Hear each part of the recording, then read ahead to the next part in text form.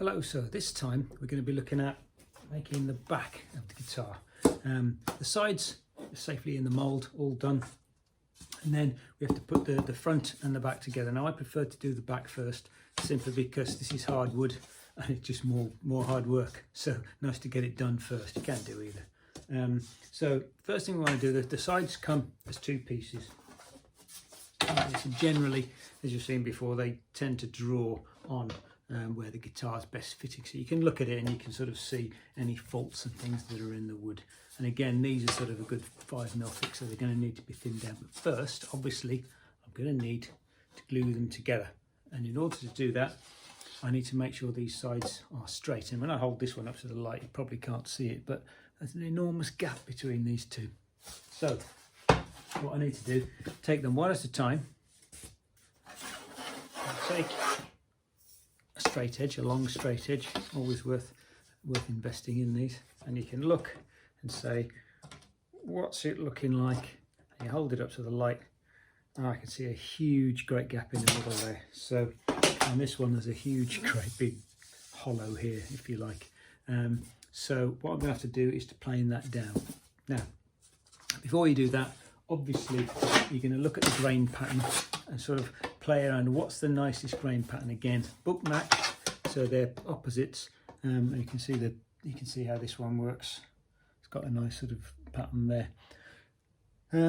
Figure out which one you want. You could flip them over, maybe play around with your own. And as I said, look out for little faults and things in the wood, because that'll influence as well. You don't want a little fault in the middle.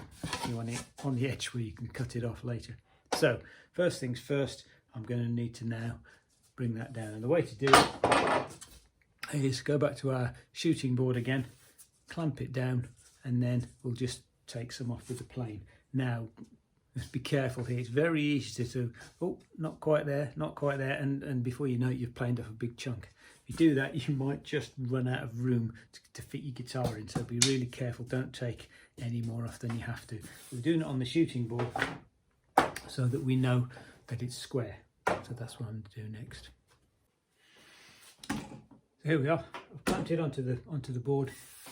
So remember, we've just got a little bit of an overlap here, so that we can get the plane and take the edges off. Now, one thing I should mention, you can see here I'm in a garage. Garages the temperature goes up and down depending on the temperature outside. The humidity goes up and down depending on what's outside. Not ideal for what you want when you're building a guitar. So what I tend to do is to keep these somewhere fairly consistent in the house, and then I bring them out into the garage when I want to work on them, and I take them back again, and that way hopefully it'll remain reasonably stable. Ideally, if you happen to have a nice temperature humidity controlled workshop, all the better.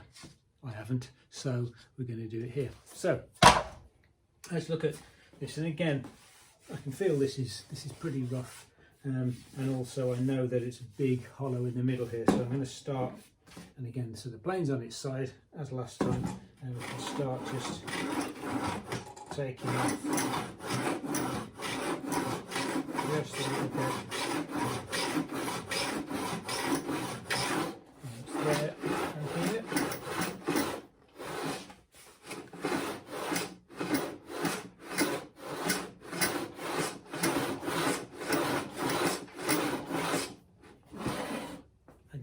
Here we are, we'll just get the straight edge and we'll have a look. I've still got a long way to go yet. And of course, don't forget that this is square, so you're making a nice square edge. So the theory is when you try and join the two together, two square edges. Be careful here not to round off the ends. It's easy to kind of take more off one end here, and then when you put them up, you'll find that it drops away, and then you end up having to take off a load more, which is not really what you want to do. So, also, this is a good opportunity if there's any dinks and nasty bits in the sides here, you take these off in this process.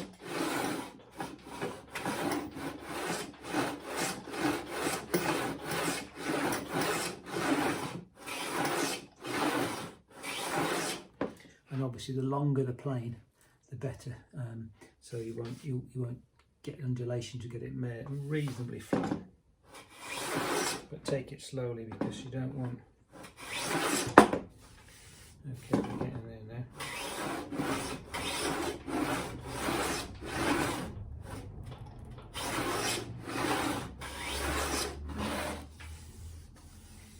Okay, let's have a look again with the straight edge, and we're getting a lot closer. Okay, once you get those flat, we'll do that to both of them, and then we'll try and join them together. So now I've got the two bits, and I've put them straight with the straight edge. So the next thing to do is to bring the two together the right way around. The right way around, like this.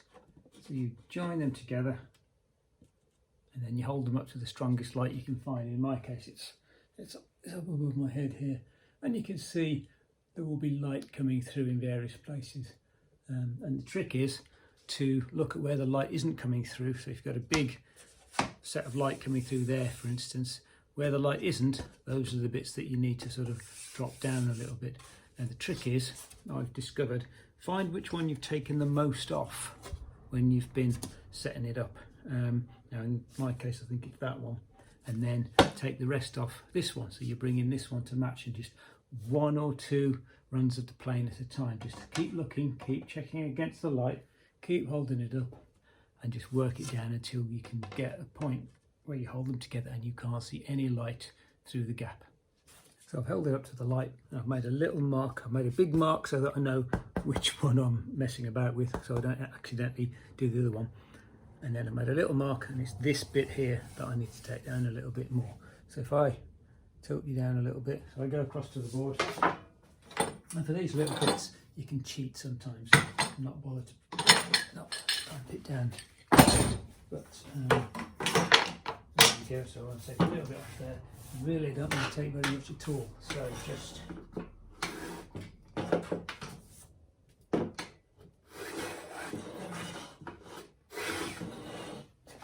a little bit like that. Very, very painstaking. And then we hold it up to the light again, and with a bit of luck the gap will be a little bit less. So let's try again, and indeed that is looking a little bit better. And then we keep going and going and going until we get that dead right. But again, really be careful not to take too much off, otherwise you'll find you have to make a much thinner guitar than you planned on. Okay, so spent a while. That is now a joint which is right tight, as it were. So I spent quite a while. One of the things you can do is use a slightly smaller plane. You're going to be able to take smaller hollows out of it. But generally speaking, it's just a lot of painstaking work. Check it up against the light, take a bit more off, check again till you get it right. It's worth taking your time over, but as I said, don't file away the whole thing and have a really thin guitar. Right, so the next thing we want to do is to join these together. Now, quite an oily wood, rosewood. Most of the hardwoods are a bit like that. So what we're going to use is some epoxy, some araldite in fact. What I use is this slow setting epoxy, so it sort of takes 10 hours or so to set. You can use the 5-minute. I've never tried. I believe this is stronger. I'm not absolutely definite on that, but just in case that's the case, then it's probably worth. This also gives you a bit more working time. With the 5-minute epoxy, you've got a couple of minutes, and then it's set. But this time, this will give you sort of a long time to sort of mess about with your joint and get it right. So it's worth getting. So what we're going to do, I've got another board here. This is another piece of worktop. This time I've flipped it over. Piece of worktop because I know that it's going to be flat and smooth. Also got an old thin bit of wood. You can see it's only 5-10 mil thick, not that much. And what I'm going to do is put one of these either side, lined up in the right way. And you see, if I now, the theory is, if I now put nails along these edges and then take away the batten and press it down, because the hypotenuse is equal to the sum of the square of the two sides, remember all that? So that means as I push it down, the things are going to be forced together, and then that's going to hold the joint nice and tight. And the other thing I've done, if you'll notice, I've taken a little tiny nick out of the top of the board. Now you can see it's well away from the guitar, so it's not going to affect the guitar. And I've done it at both ends. There's the other one. And the reason for that is when I join them together like that, I will be able to see where the joint is. Because when you put them together and you're playing it, sometimes it's not obvious where the joint is. So you're not quite sure where the middle of the guitar is when you come on to the next stages. So it's worth just the tiniest little nick, and that'll tell you where it is. Okay, so first things first, we'll line this up, line the two sides up as I want them, put them in the middle of this batten. There we go. And then we can take a hammer and some nails and just bang in a couple of nails to hold it. Okay.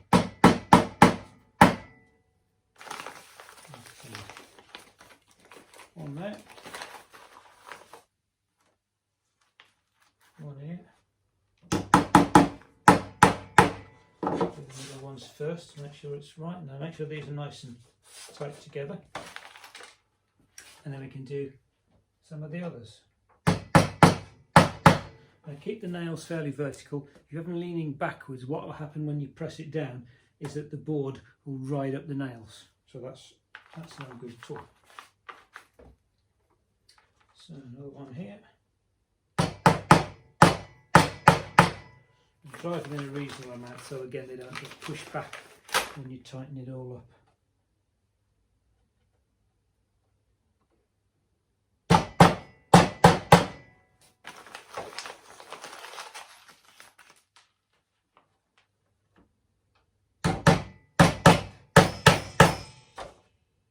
Okay, so I'll probably put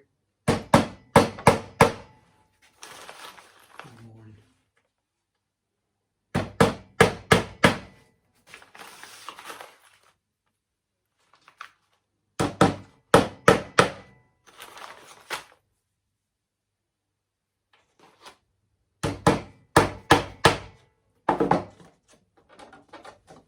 Double check.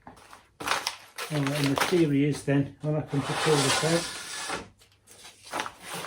this will push down, and you'll feel it's quite tight there along that joint. Perfect. So that's what we're going to do, and then we'll clamp that down to set.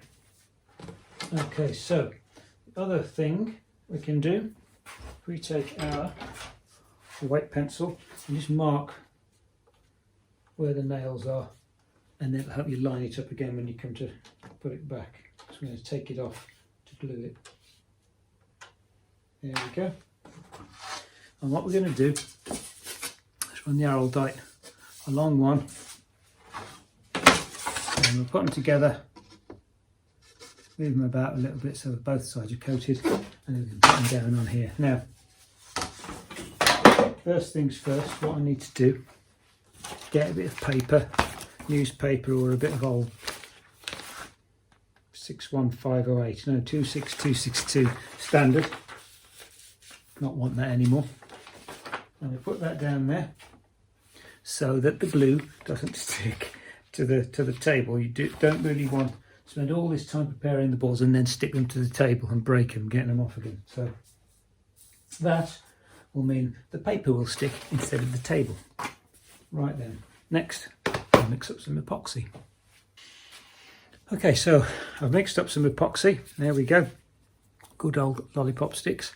Now, you notice I'm wearing gloves for this. It's not technically poisonous or anything, but you can become sensitized to it, so it's worth not getting it on your hands. It's also really unpleasant to get off, so especially with this stuff, which takes like, 10 hours to set, you'll be stuck with it sticky, horrible all over your hands. So, you take one of these,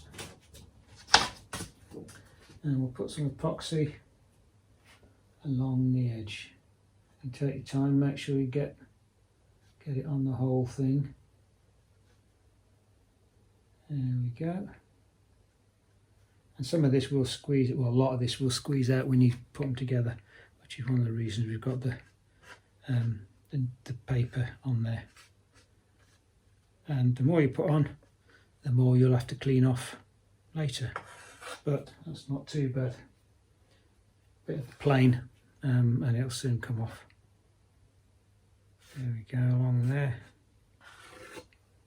and make sure that we're not missing any bits. I don't want any gaps appearing, because this joint, what's going to happen, you're going to thin this down as you go, and if there's any sort of little gaps as it gets thinner, it'll just come apart, and that would be very bad. Okay, so that's got glue on it, so we'll put the two together very carefully, and we can move it up and down a little bit, and then we move around and pop it on the board. First of all, I should have put my batten back. Now, one of the tricks is, of course, to get the batten out again without that sticking. Okay, so we're lining up the pencil marks that we had before.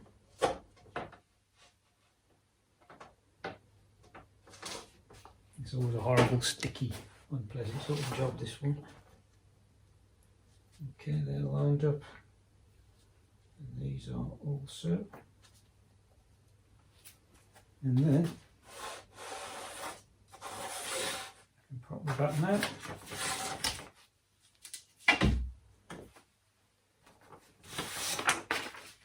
Make sure my bits of paper are in.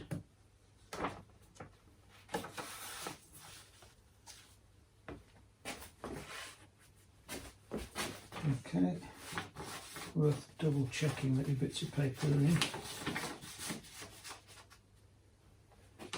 Okay, now, and then check that it hasn't gone and written up the nails, which this one has a little bit. Okay, there we go. And the final bit, take some more of your unwanted documents. So again, that's going to stop it from. Double check it's all nicely lined up, and then take a decent bit of wood, nice and thick. Now this you can sort of just plane off some of the edges, so it's got a very, very slight raised middle, which helps. And then we can line this up so that it's along the edges. Then we just take trusty clamps and put them back on there and on there.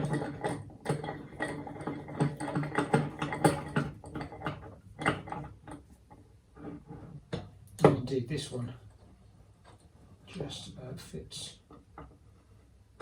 One there, one at the other end.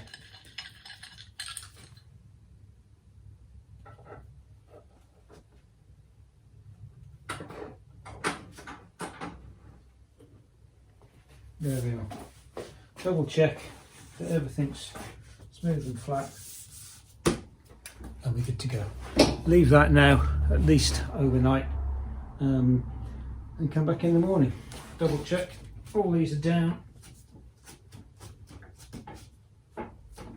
which they are. Good. Let's come back in the morning. Right, so here we are. It's the next day now, and let's take the clamps off and see what we've got. There's one, keep that bit of wood, and then is it going to move? The next we'll do, take some of the nails out.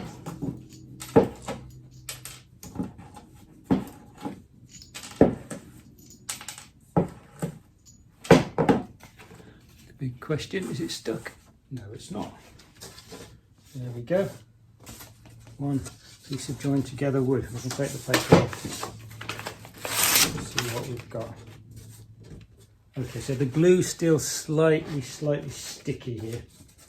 It's not quite cured yet. So that means that's probably because it's quite cold and damp in here. And what I'm going to do is take this piece now into the kitchen.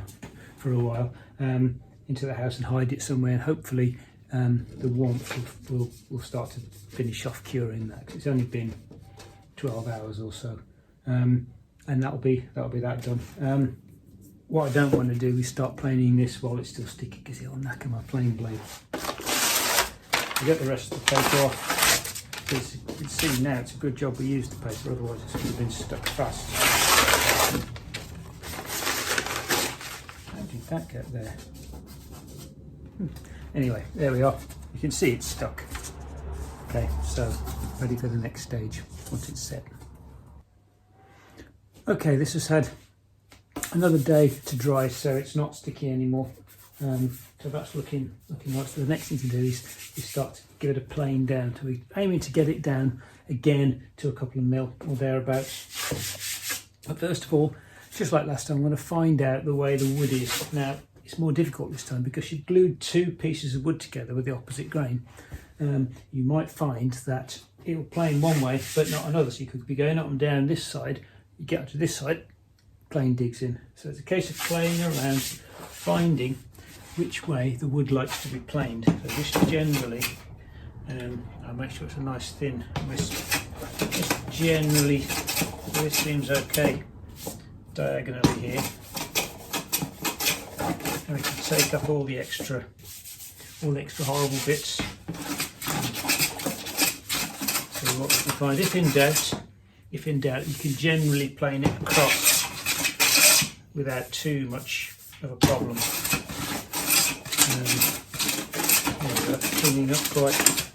Cleaning up quite nicely. And then this first pass really is just to clean it up so we can see what it looks like. And you can see I've clamped it at the end here. I'll get sort of halfway across and then I shall move the clamps and do the other bit. So generally I'm just looking, I can see where the saw marks are again. So lots and lots of saw marks and where the things were cut in half. So we want to try and get rid of those.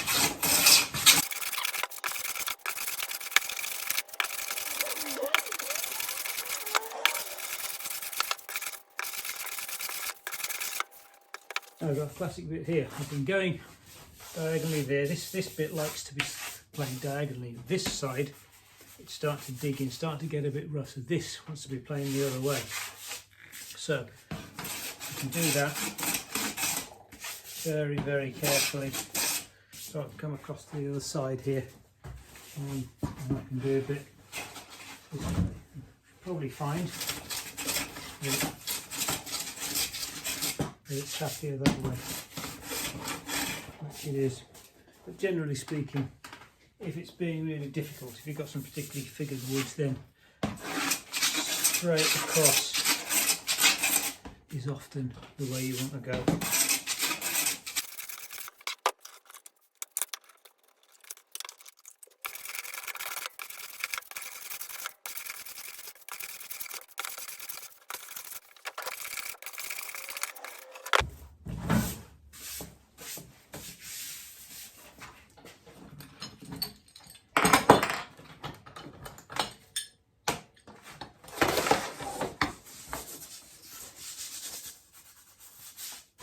So there's the first side, just cleaned up a little bit, and you can see it's taken away most of the stuff from the middle. And it's very, very hard. In fact, if you did it properly, it should be very hard to actually make out the joint. There's a little bit there where I've still got a bit of glue. Generally, I could agree that's looking all right. You can see, you start to see what the guitar is going to look like at the back, and start to see which way up you want the grain pattern. That's looking quite nice. I should do the same to the back, and then just like last time, we'll choose a side. And you've got to watch out. You can see still, just about, if I hold it up to the light, you can see there's still some low patches where the saws caught it when it was being cut, so I need to take that down a little bit further.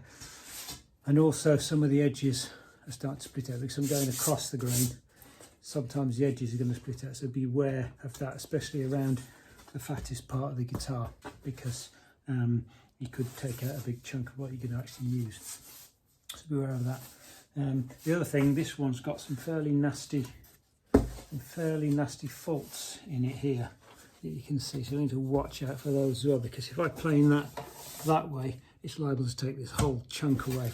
And and that's getting towards this part of the guitar, so I'm going to have to make sure to go from that side if I'm doing that, and just generally be very, very careful with it. But yeah, it's looking good, so let's get the other side cleaned up. Okay, so there goes the clamp. I've cleaned up both sides now with a plane. And you can now have a look, see which is the best. So if look down the joint, see if any of the joints looking a bit icky, see if there's any horrible bits of grain. There's a bit there I don't particularly like, so I'm thinking this is the nicest side to be on the back. It'll need a little bit more cleaning up. And what we'll do, clean up with a plane and then clean it up with a cabinet scraper and make this into a nice side. And watch out for all the, apply it up to the light like this, you'll be able to see all the nasty little bits to clean off. And then mark that, I've already marked it with an X, but mark it with an X once we've cleaned it up. And then we'll thin down from the not so nice edge. Okay, there we go. So now for this part, I've chosen a side that looks the nicest to do as my back face, as the face it's going to show.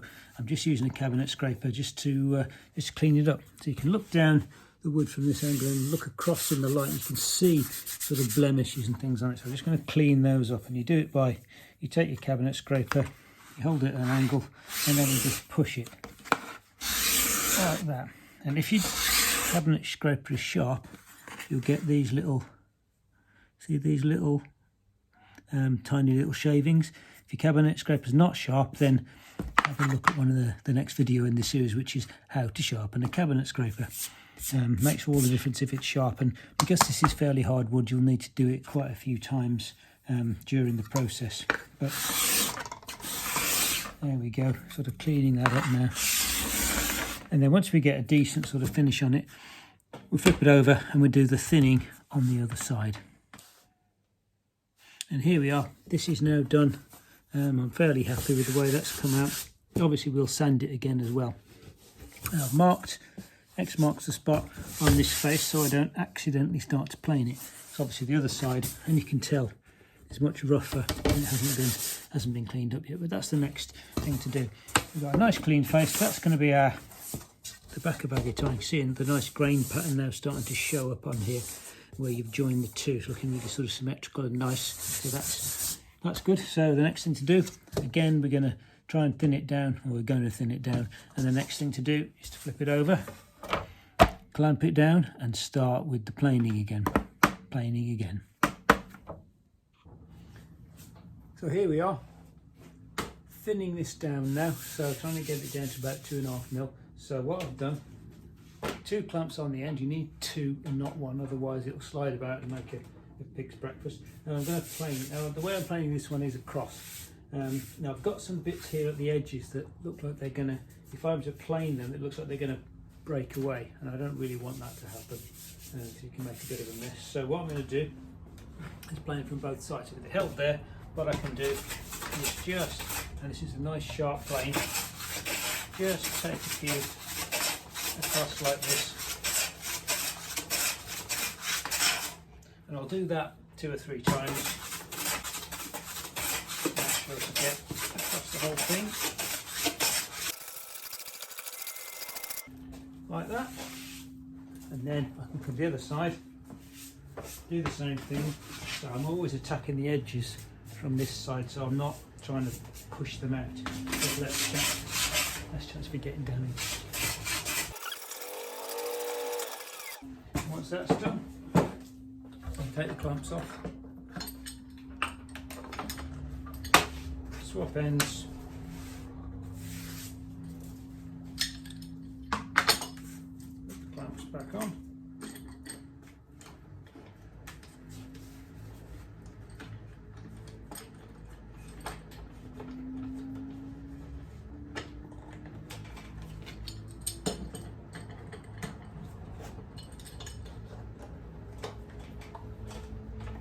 Nice and tight, and then I can finish off this bit where the clamps are. So again, coming in from the outside, and then flip it around, do the other side. And there we are. I'm just going to keep going, and then occasionally, never so often, I'm going to get me device with a white pencil. I'm going to go over it, find the high spots. I'm also going to use this long reach one, the right way around, this long reach one to figure out how thick it is. Look for any high spots like that. But the most useful tool is this. I go all right around the edge. Because you're using a plane, you're not going to get too many undulations. So by measuring the edge, you get a good idea of how thick this whole thing's getting, and you can slowly bring it down. Because we're aiming for 2.5 mil, I'm going to bring it down to about 2.6, 2.7 if I can, and then I'll use a scraper and some sanding blocks and things to bring it down to the final 2.5. Very carefully bring it down to the 2.5. Now the thinner you can get it, the better.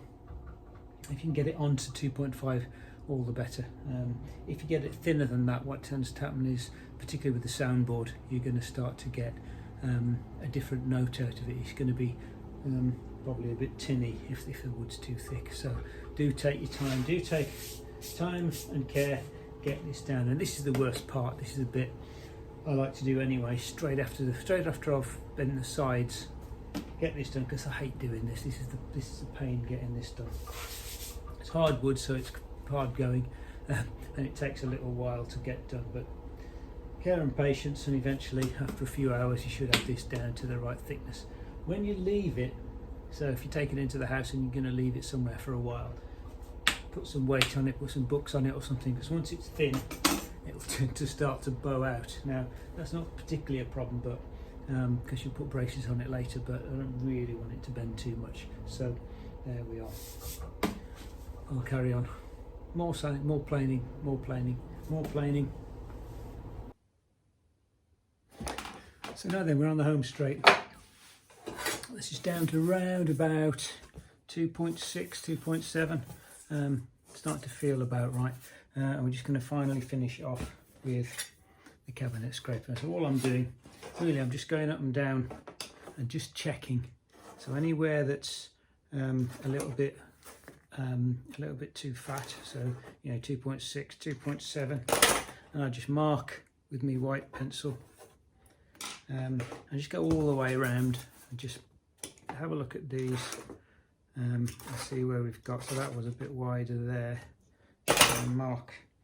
Making sure to mark on the correct side. Mark on the side that you're going to plane away, which is the dead side. Okay, and then all we do is we take this and we can put it down, and we can do a little bit of taking away those marks with a scraper. So all we do, you just clamp it down.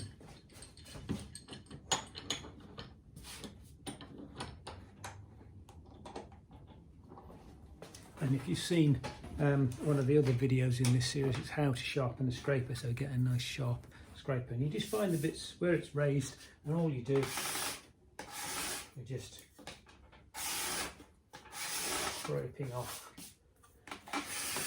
and then just carefully just do that all over, scrape away all your marks, and then measure again, measure again. You can also use this thing. You find the highest spot and you just go over the whole thing, just unclamp it rather than snapping it off. Go over the whole thing, and then obviously this will mark anywhere where it starts to get a bit too thick, and again you can then just use your scraper to bring that down until you get to 2.5, and there we are. That is now pretty much done, or it will be in a few minutes once I've thinned it down. Bit of a bugbear of mine, don't really like doing these, it takes a while, but this one is now done, which is good. Much better off if you've got a drum sander, but I haven't got one of those. So that's done.